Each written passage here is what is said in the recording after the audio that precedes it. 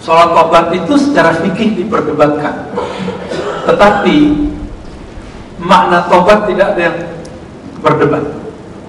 Imam An-Nawawi nulis dalam kitab Riyadhus Shalihin. Sudah ngaji itu belum? Kitab Riyadhus Shalihin. Saya di Bintaro 3 ngaji itu, tapi seringnya keluar kota, jadi sering libur. Apa kata beliau? Tobat itu minimal 3, nggak mesti sholat. Ini seingat saya ya. Pertama, beriktikad untuk menghentikannya. Ada niat untuk bukan berarti tidak melakukan sama sekali, nggak mungkin. Siapa yang jamin orang nggak maksiat? Mau tobat dari dari masalah basor, pandangan. Kalau antum seorang penjaga toko atau karyawan atau resepsionis, kita meliput ya, orang lewat atau kita keluar, kita sekarang itu bukan kita yang ingin melihat buka aurat, tapi yang buka aurat itu datang tempat kita, benar nggak?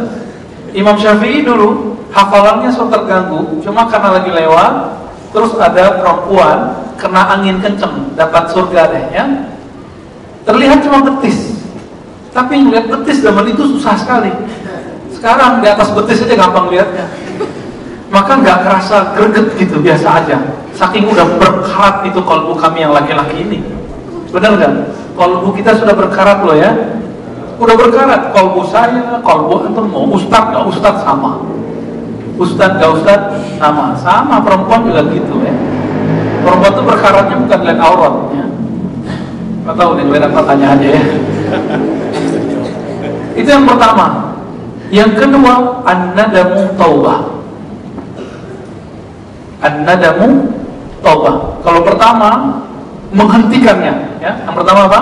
Menghentikannya. Yang kedua, an-nadamu taubah. Ternyata ini inti dari taubat. Dalam hadis yang sahih dikatakan Nabi SAW bersabda, an-nadamu taubah. Kamu menyesal, itu taubat. Maka orang-orang yang taubatnya tidak sampai nasuha, ciri-cirinya kalau dia tobat, dia bingung, apa sih tobat? Kayaknya aku udah suci, udah sholat 5 waktu, udah zikir pagi sore, mau tobat apa lagi? Ternyata tobat itu ada level-levelnya. Di sini saya jelasin. Nomor 3, kalau tadi menghentikannya, yang ketiga adalah berniat untuk tidak kembali ke jurang yang sama. Jadi yang pertama tuh riset ya, ganti. Yang pertama apa tadi? Berhenti langsung. Yang nomor 3, beriktikad untuk tidak kembali ke jurang yang sama. Apa kata Nabi? Mukmin yang sempurna adalah mukmin yang tidak mau terjatuh pada jurang yang sama. Oleh karena itu Imam Al-Qushairi menyebutkan dalam risalah Qushairiyah, orang yang bermaksiat lalu tobat, dosanya itu kecil. Tapi besok dia maksiat lagi dalam keadaan sadar, dosanya dilipat gandakan 70 kali lipat. Dosa di situ jangan bayangkan azab, tapi efeknya luar biasa. Kalau sudah maksiat sekali terus diulangi lagi esok, efeknya adalah berat untuk keluar dari zona itu.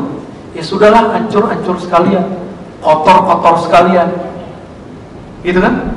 Pernah dengar orang ngomong begitu? Itu akibat karena belum sampai ke level 3 itu. Nah. Nomor 2 yang paling inti, an-nadamu taubah. Orang menyesali itu adalah taubat. Dan ciri-ciri orang menyesal itu dadanya terasa kayak nyesek. Kadang-kadang kalau hatinya lembut, dia artinya matanya mengalir gitu. Oleh karena itu, ini rahasia Allah. Ada orang yang tiap hari taat, bertahun-tahun taat, sekian tahun taat, tapi ternyata nggak pernah merasakan nangis, tapi merasa justru sok suci. Kalau melihat ada orang nggak sholat jamaah, dia mikir, munafik lewat. Pimpinan gua munafik, kenapa? Sholatnya sendiri-sendiri. Itu perasaannya. Jadi dia taatnya bikin dia merasa sok suci. Hati-hati. Ternyata esok hari dia tidur kemalaman, pulang agak malam, lembur, jam 2 baru tidur, udah pasang alarm 7 kali lipat, jam 4, jam 4 lewat, jam 4, jam 4 seperempat, jam setengah 5, pas subuh, udah 7 kali lipat tuh ya. Ternyata gak bangun-bangun, gak bangun-bangun. Bangunnya jam berapa? Syuruk sudah masuk, jam 6 udah masuk. Pas dia bangun dia kaget. Di situ dia pas takbir dia nangis, ya Allah, ternyata aku tidak sanggup untuk bangun subuh hari ini. Dengan dia tidak sholat jamaah baru bisa nangis. Maka sholat subuhnya yang diterima, yang selama itu baru yang pagi tadi itu. Kok bisa? Karena sholat subuh yang ini dia merasa hina di hadapan Allah, sedangkan subuh yang kemarin merasa suci. Subuh yang kemarin itu yang disebut Quran, fawailul lil musallin, celaka bagi orang yang sholat suci. Kalimatnya musallin beda dengan muqimus shalah. Muqimus shalah orang yang berusaha memaksimalkan sholat tapi dia merasa tidak maksimal, itu muqimus shalah. Tapi kalau musallin merasa sudah sholat, beda. Merasa pribadinya udah sholat. Kalau orang udah merasa sholat, dia merasa suci. Kalau merasa baru mendirikan sholat, dia merasa sholatku belum khusyuk kok, ngapain repot-repot ngurusin hati orang, gitu. Maka sahabat yang melakukan Allah, tidak semua taat itu baik secara rohani, secara fisik ya. Tidak semua maksiat itu buruk secara rohani, tapi secara zahir ya. Secara rohani kadang-kadang orang maksiat itu satu kali maksiat seumur hidup dia menikmati, namanya nangis. Jadi jangan-jangan antum yang sok suci itu, mohon maaf, karena gak pernah maksiat selama ini, Allah takdirkan terjebak maksiat sehingga setiap kali istighfar bisa nangis. Jangan-jangan begitu. Jangan disesali, udah jalani aja. Apa kata Allah Ta'ala? Siapa yang, kata Nabi ya, hadis sahih Muslim, siapa yang bermaksiat kalau Allah tutupi aibnya, maka insya'a ghafar wa insya'a azab. Kalau Allah mau, Allah nanti azab. Kalau Allah ridha, nanti Allah ampuni. Maka kalau maksiat, jangan curhatkan maksiat kepada orang. Siapa tahu nanti Allah sudah ampuni. Dan ciri-ciri maksiat diampuni, kita sudah tidak terpuruk kalau ingat itu. Dan yang kedua, kalau ingat itu nggak teringat lezatnya maksiat. Yang teringat apa? Takut kembali kepada itu. Itu ciri-ciri tobat sudah diterima. Udah begitu belum? Kalau ingat, yang teringat saya takut balik ke situ, udah diterima. Tapi kalau teringat, kangen pengen nyoba lagi itu belum diterima. Harus tobat lagi, tobat lagi, tobat lagi, bersihkan lagi. Dan ternyata itu berlaku setiap hari, setiap hari, setiap hari. Itulah hadiah, namanya ta'ah, tapi awal dari maksiat. Tapi ada maksiat jadi awal dari taat. Jangan-jangan begitu ya. Itu sebabnya sahabat gerakan Allah, jangan pernah mensucikan orang yang taat, dan jangan pernah menghina orang maksiat. Siapa tahu itu hari, itu detik terakhir dia taat, tapi awal dia maksiat. Itu hari, detik terakhir dia melakukan kemaksiatan. Setelah itu dia menjadi pribadi taat, taat, taat, taat, taat. Saya melihat itu setiap hari, setiap hari. Maka kalau melihat ada orang maksiat, saya nggak pernah benci lagi. Melihat orang taat, nggak pernah kagum lagi. Yang ada cuma rasa khauf dan raja, takut dan harap. Takut kalau saya terjebak lagi, harap Allah menyelamatkan dan mengampuni. Gitu. Panjang amat jawabannya. Tobat terbagi 3 tingkatnya. Antum yang mana nih? Tobat dari dosa fisik. Rata-rata kita dosa fisiknya sudah selesai. Dengan sholat jamaah, sholat 5 waktu, beres semua. Zikir pagi sore, habis semua. Apa dalilnya? Banyak, kita ambil yang paling sederhana. Man qala subhanallah bihamdih mi'ata marrah ghafarallahu lahu dhunubahu walau kana mithla zabadil bahri. Hadis riwayat Imam Muslim. Siapa yang zikir subhanallah bihamdih 100 kali, Allah ampunkan dosanya, dosa-dosa kecil maksudnya, walaupun sebanyak buih di lautan. Sebanyak buih di lautan. Buih di lautan udah pernah ngitung belum? Belum ya, saya juga pernah ngitung. Buihnya nggak ngitung, nggak ada buihnya ya. Nggak ngitung kita. Berapa banyak ya, balon-balon anginnya itu apa namanya? Ya itu deh.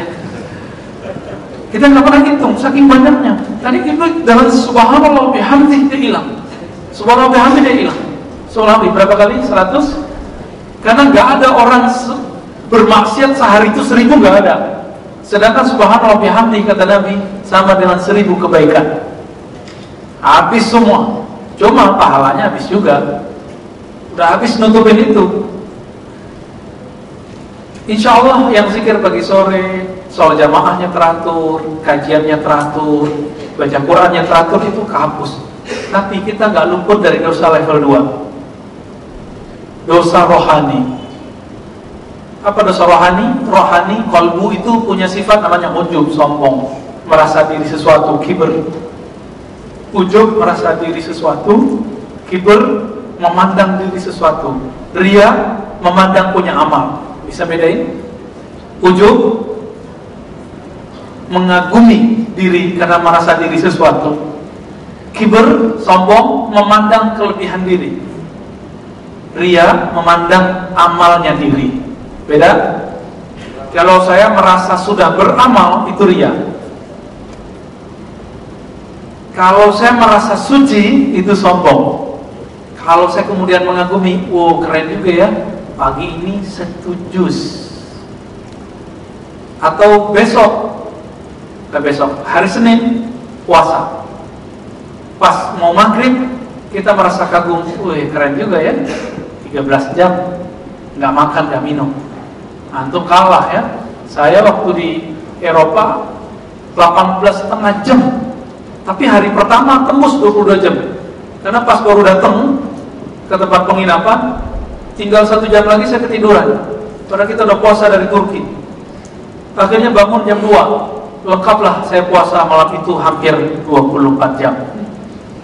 Tapi kemudian esok-esoknya 18 jam, sama kayak 13 jam rasanya. Jadi kalau orang kagum puasanya cuma 13 jam, kalah sama orang Perancis ya.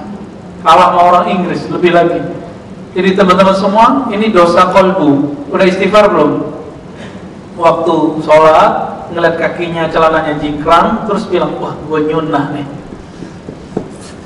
Hati ya. Mikirin saya nyunnah lagi sholat, lebih sunnah daripada samping, itu sudah disebut khayal. Dulu Nabi mengatakan celana jingkrang itu lebih baik ya. Celana di bawah mata kaki itu khuyala. Khuyala artinya apa? Saya berkhayal lagi sholat, pakaian saya lebih bagus dari orang samping. Merasa pakaian lebih bagus aja nggak boleh. Allah gak pandang sholatnya, apalagi merasa sholatnya lebih nyunnah daripada orang yang di samping. Itu bukan khuyala lagi, tapi kubara ya. Merasa besar. Jadi kalau sudah takbir jangan nyari kaki lagi ya. Kalau udah takbir, jangan nyari soft lagi. Udah soft itu sebelum takbir. Jangan mandang-mandang kaki lagi ya. Udah kita sibuk hanya kepada Allah. Enggak teman-teman? Kenapa kok habis assalamualaikum baca istighfar? Itu bukan istighfar zahir, itu istighfar yang level ini. Dari awal takbir sampai assalamualaikum khusyuk atau keluyuran pikirannya? Jujur aja. Keluyuran kan? Makan gak enak, diterusin gak makannya? Enggak. Berarti gak nerusin sholat? Enggak berani kan? Jadi sholat kita itu baru level obat. Pahit, tapi harus ditelan. Benar gak? Gak ditelan tambah sakit. Sampai kapan mau konsumsi obat? Seumur hidup? Sakit ginjalnya nanti ya. Ginjal kolbunya nanti sakit. Makanya gampang capek, mau ibadah tuh lelah. Itu akibat ginjal kolbunya udah sakit tuh ya. Maka teman-teman sahabat belakang Allah, ketika selesai assalamualaikum, tobatnya adalah tobat kolbu, tobat pikiran, tobat rohani. Ya Allah, aku besarkan engkau dengan lisanku, tapi tidak dengan kolbuku. Ampunkan dosa kolbuku. Itu istighfarnya. Sudah gitu belum? Jadi baca astagfirullah, dosa tidak khusyuk, astagfirullah, dosa keluyuran pikirannya, astagfirullah saya sujud tapi pikiran saya kemana-mana. Itu yang diistighfarkan. Mungkin lebih dari 100 kali kalau istighfar begitu. Baru ketemu hadisnya. Ternyata di Sahih Muslim. Bukan baru ketemu bagi saya ya. Saya udah lama ketemu hadis itu. Apa kata Ibnu Umar? Kunna na'udhu li Rasulillah SAW.